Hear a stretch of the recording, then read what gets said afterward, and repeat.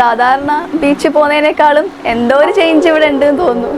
കടലിൽ നിന്ന് ഒരുപാട് ആമകൾക്ക് അപകടം പറ്റുന്നുണ്ട്. അപ്പോൾ അപകടം പറ്റുന്ന ആമകൾ ഇവിടെ കൊണ്ടുവന്നിട്ട് ചികിത്സിക്കുക എന്നുള്ളതാണ്. കേരളത്തിൽ ഈ ഒരു സംവിധാനം, ഈ ടാങ്കിൻ്റെ സംവിധാനം ഇവിടെ മാത്രമേ ഉള്ളൂ. അതുകൊണ്ട് ഫോറസ്റ്റ് ഡിപ്പാർട്ട്മെൻറ്റ് അപകടം പറ്റുന്ന ആമകൾ ഇവിടെ കൊണ്ടുവരും. അവരുടെ വെറ്റിനറി ഡോക്ടർ വന്ന് ചികിത്സിക്കും.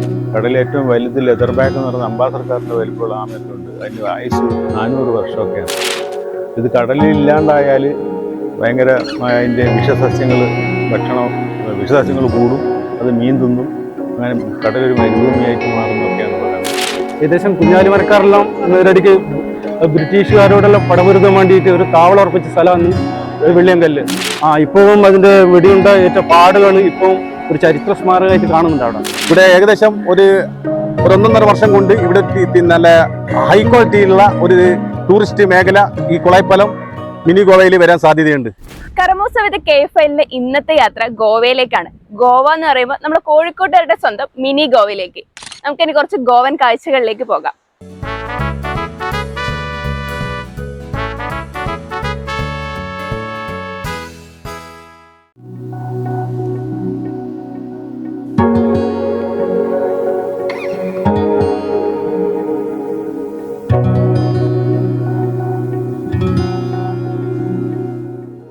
കോഴിക്കോട് ടൗണിൽ നിന്ന് വെറും 48 കിലോമീറ്റർ സഞ്ചരിച്ചാൽ ഗോവയിലെത്താം. ആരും ആശ്ചര്യപ്പെടേണ്ട, നമ്മുടെ കോഴിക്കോട് ഒരു ഗോവ ഉണ്ട്, നമ്മുടെ സ്വന്തം മിനി ഗോവ.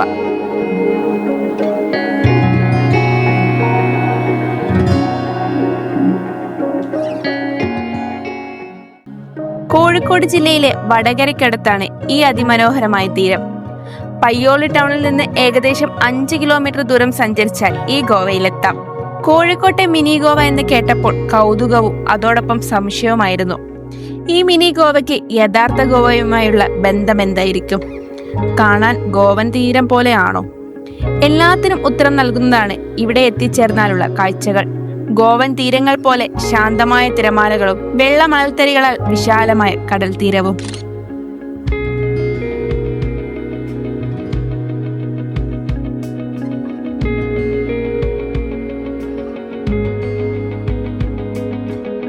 കടൽ തീരത്തേക്കുള്ള യാത്ര തന്നെ വ്യത്യസ്ത അനുഭവമാണ് നൽകുന്നത്. ചുറ്റും കുറ്റിച്ചെടികൾ നിറഞ്ഞ കാട്. ആ കാട് അവസാനിക്കുന്നിടത്ത് നിന്ന് തുടങ്ങുന്ന മിനി ഗോവയുടെ തീരം.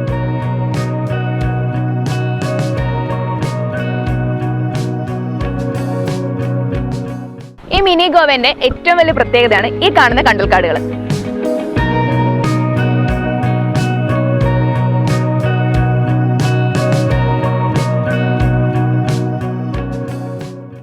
പേരെന്താണ്? അദൃശ്യ. എവിടുത്തെ? കൊയിലാണ്ടി. അപ്പൊ ആദ്യമായിട്ടാണോ ഈ മിനി ഗോവയിലേക്ക് വരുന്നത്? അല്ല, ഞങ്ങളിവിടെ ഇടയ്ക്കിടയ്ക്ക് വരാറുള്ള ആൾക്കാരാ. പിന്നെ ഇവിടെ ഒരുമിച്ച് നമുക്ക് സ്പെൻഡ് ചെയ്യാൻ വേണ്ടി നമ്മൾ ചൂസ് ചെയ്യുന്ന സ്പോട്ടുകളിൽ ഒരു സ്ഥലം ഇവിടെയാണ്. എന്താ മറ്റു ബീച്ചിൽ ഭയങ്കര ഡിഫറെന്റ് ആയിട്ട് ഇവിടെ തോന്നിയത്? ഇവിടെ ഈ ഒരു അറ്റ്മോസ്ഫിയർ അത്യാവശ്യം കുറച്ച് ഡിഫറൻസ് ആയി തോന്നുന്നുണ്ട്. അപ്പൊ ഈ സ്ഥലം മിനി ഗോവ എന്നാണ് അറിയപ്പെടുന്നത്. അപ്പം ആ ഒരു മിനി ഗോവയൊക്കെ ആയിട്ട് തോന്നിയിട്ടുണ്ടോ? ഒരു ഗോവൻ ആംബിയൻസ് ഇവിടുന്ന് കിട്ടിയിട്ടുണ്ടോ? ഗോവൻ ആംബിയൻസ് ഉണ്ട് എന്നാണ് തോന്നുന്നത്. സാധാരണ ബീച്ചിൽ പോകുന്നതിനേക്കാളും എന്തോ ഒരു ചേഞ്ച് ഇവിടെ ഉണ്ട് എന്ന് തോന്നുന്നു.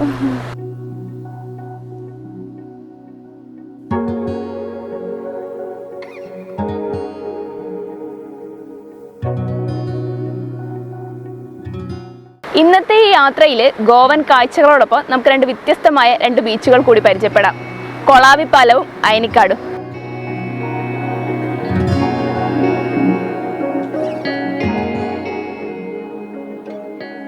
മിനി ഗോവയും കൊളാവിപ്പാലവും അയനിക്കാടും അടങ്ങുന്ന പ്രദേശം പണ്ട് കോട്ടക്കടപ്പുറം എന്നായിരുന്നു അറിയപ്പെട്ടിരുന്നത്.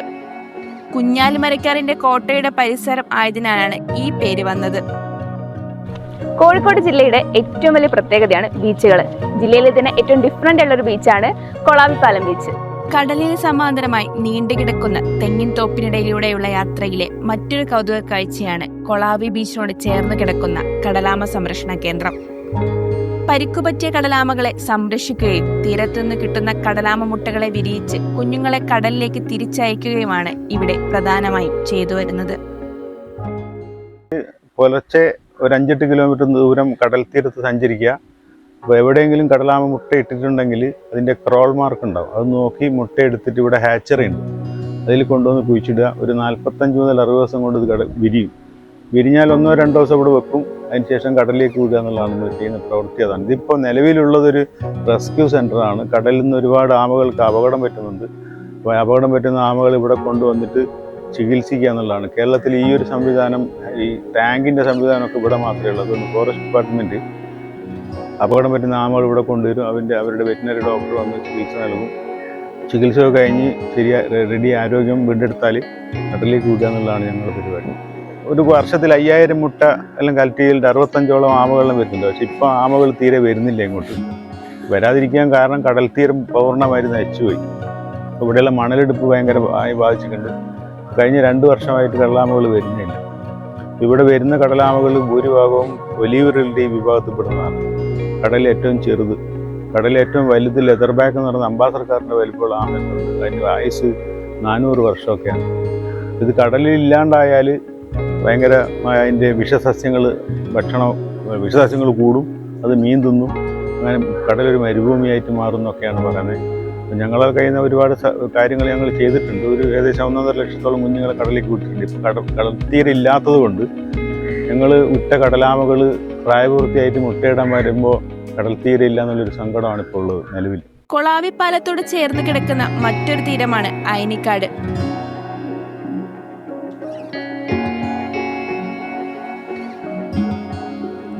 വർഷങ്ങളായി കന്യാകുമാരിയിൽ നിന്ന് മത്സ്യബന്ധന വള്ളങ്ങൾ അടുപ്പിക്കുന്ന പ്രധാന തീരങ്ങളിൽ ഒന്നാണിവിടം. അയനിക്കാട് ശ്രീകൃഷ്ണ ക്ഷേത്രത്തിന്റെയും എരഞ്ഞിവളപ്പിൽ ഭഗവതി ക്ഷേത്രത്തിന്റെയും നേതൃത്വത്തിൽ ഇവിടെ മത്സ്യവിപണനം നടത്തുന്നു എന്ന വ്യത്യസ്തത കൂടെ ഈ പ്രദേശത്തിനുണ്ട്. കച്ചവടക്കാർ ഇപ്പം പുറമേ ഇപ്പം ഒരു 10-20 കച്ചവടക്കാർ വരും. വൈകുന്നേരം 5 മണിയാകുന്ന സമയത്ത് വരും. അപ്പൊ അവര് പിടിച്ചുകൊണ്ടിരുന്ന മീന് ലേലത്തിൽ വിൽക്കുകയാണ്. ഒരു ക്ഷേത്ര കമ്മിറ്റിന്റെ 2 ക്ഷേത്ര കമ്മിറ്റിയാണ് ഇത് നടത്തിക്കൊണ്ടുപോകുന്നത്. അതിലൊരു ശതമാനം വീതം ക്ഷേത്രത്തിലേക്കും പിന്നെ അത് നടത്തിപ്പുകാർക്കാണ് അതിന്റെ ഒരു വീതം. അത് ക്ഷേത്രത്തിലേക്ക് കിട്ടുന്നത് ക്ഷേത്രത്തിന്റെ പുരോഗതിക്ക് വേണ്ടിയിട്ടും അതിന്റെ പ്രവർത്തനങ്ങൾക്ക് വേണ്ടിയിട്ടും ഉപയോഗിച്ചുകൊണ്ടിരിക്കുന്നു. അപ്പം ഒരു 10-15 ആൾ കൂടിയിട്ടുള്ള ഒരു ടീമാണ് ഇവിടെ മീൻ ലേലം ചെയ്തിട്ട് എടുക്കുക.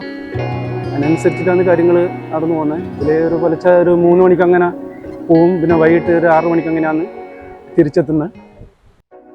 ഇവിടെ നിന്ന് നോക്കിയാൽ വെള്ളിയാം കല്ലുകൾ അടുത്തുനിന്ന് കാണാം എന്നതാണ് ഈ തീരത്തിന്റെ മറ്റൊരു പ്രത്യേകത.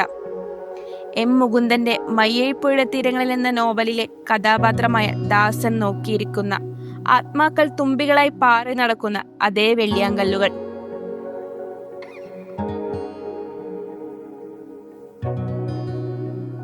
ഈ വെള്ളിയാങ്കല്ലുകൾക്ക് ചരിത്രത്തിന്റെ കഥ കൂടെ പറയാനുണ്ട്. ടൂറിസ്റ്റ് മേഖല തന്നെ ഇവിടെ ആക്കിയെടുക്കാം. എന്താ വെച്ചിട്ടുണ്ടെങ്കിൽ ഇപ്പൊ അടുത്ത് കാണുന്നത് വെള്ളിയങ്കല്ല്, അത് ചരിത്ര പ്രസിദ്ധമായ ഒരു കല്ല് തന്നെയാണ്. 1 ഏക്കർ പരന്നു കിടക്കുന്ന ഒരു കല്ലാണ് ആ കാണുന്ന വെള്ളിയങ്കല്ല് എന്ന് പറയുന്ന സ്ഥലം. ഇവിടുന്ന് ഒരു 6-7 കിലോമീറ്റർ ഉണ്ടാവും.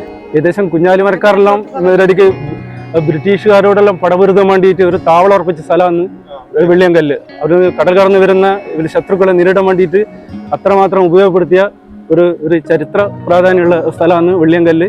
ഇപ്പം പല ടൂറിസ്റ്റുകളും പല ഇതിലായിട്ട് വള്ളങ്ങളിലായിട്ട് അവിടെ പോകുന്നുണ്ട്. ഇപ്പം ചെറിയ വിലക്കുകളിനെ കൊണ്ട് കടൽ സംബന്ധമായിട്ടുള്ള പ്രശ്നങ്ങളുള്ളതുകൊണ്ട് അങ്ങോട്ട് പോകുന്നില്ല എന്നുള്ളതാണ്. ഇപ്പോഴും അതിൻ്റെ വെടിയുണ്ട ഏറ്റ പാടുകൾ ഇപ്പം വെള്ളിയങ്കല്ലുമ്മൽ ഇപ്പോൾ ഒരു ചരിത്ര സ്മാരകമായിട്ട് കാണുന്നുണ്ട്. അവിടെ ഇവിടെ നിന്നാണ് ഏറ്റവും ചുരുങ്ങിയ ഒരു 20 മിനിറ്റ് കൊണ്ട് ഒരു ഫൈബർ വള്ളത്തിൽ പോയാൽ അവിടെ എത്തും.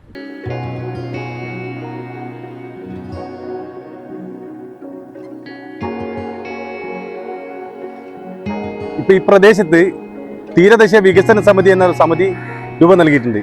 ഈ സമിതി ഇപ്പോൾ കൊളായിപ്പാലം മിനി ഗോവയിൽ ഒരു 3 ഏക്കർ സ്ഥലത്ത് ഒരു ടൂറിസ്റ്റ് മേഖല ആരംഭിക്കാനുള്ള തയ്യാറെടുപ്പിലാണ്. അതിന്റെ ഭാഗമായി ഇവിടെ തീരദേശ വികസന സമിതിയും സർക്കാരും കൂടി സംയുക്തമായിക്കൊണ്ട് ഇവിടെ ഏകദേശം ഒരു 1.5 വർഷം കൊണ്ട് ഇവിടെ നല്ല ഹൈ ക്വാളിറ്റിയിലുള്ള ഒരു ടൂറിസ്റ്റ് മേഖല ഈ കൊളായിപ്പാലം മിനി ഗോവയിൽ വരാൻ സാധ്യതയുണ്ട്. അതിനുള്ള എല്ലാ തയ്യാറെടുപ്പും നമ്മുടെ തീരദേശ മേഖലയിലെ വികസന സമിതി ഒരുക്കിക്കൊണ്ടിരിക്കുകയാണ്. അതിന്റെ ഭാഗമായി കൊണ്ട് തന്നെ അവിടുന്ന് വെള്ളിയങ്കല്ലിലേക്കും അതോടൊപ്പം തന്നെ അവിടെ ഈ പുഴയിൽ ഈ പെഡൽ ബോട്ട് സർവീസ് ഇതൊക്കെ തീരദേശ വികസന സമിതിന്റെ അണ്ടറിൽ ULCCന്റെ കെയർ ഓഫിൽ രണ്ടും സംയുക്തമായി കൊണ്ട് അവിടെ ഈ ടൂറിസ്റ്റ് മേഖലയിൽ ഉണ്ടാവാൻ സാധ്യതയുണ്ട്. കേരളത്തിലെ വിനോദസഞ്ചാര മേഖലയിൽ ഏറെ സാധ്യതയുള്ള ഈ തീരപ്രദേശങ്ങളെ നല്ല രീതിയിൽ ടൂറിസം വകുപ്പ് ഉപയോഗപ്പെടുത്തുകയാണെങ്കിൽ ഇത് സംസ്ഥാനത്തെ മികച്ച ഇടമായി തീരുമെന്നത് തീർച്ചയാണ്. വ്യത്യസ്തമായ 3 ബീച്ചുകളെ കുറിച്ചുള്ള ഇന്നത്തെ യാത്ര എല്ലാവർക്കും ഇഷ്ടപ്പെട്ടെന്ന് കരുതുന്നു. ഇനി മറ്റൊരു വീഡിയോയുമായി കാണാം. ക്യാമറമാൻ ആദിത്യനോടൊപ്പം മേഘ.